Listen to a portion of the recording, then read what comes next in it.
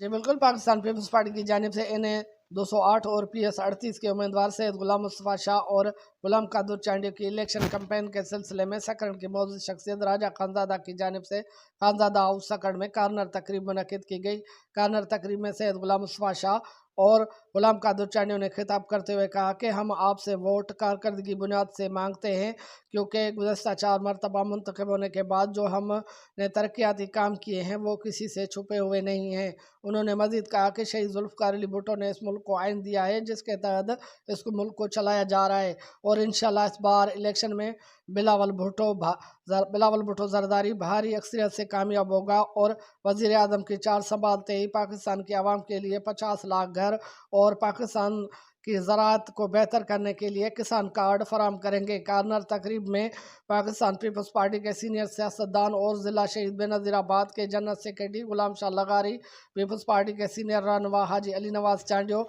असद अली मंगसी, हाजी Ubaid Chandio, rice इम्तियाज़ अली राहू, rice Waheed Ali राहू, इल्ताफ़ हुसैन राहू और अता मोहम्मद उन्नड़, अशरफ अली गुदारो, शम्स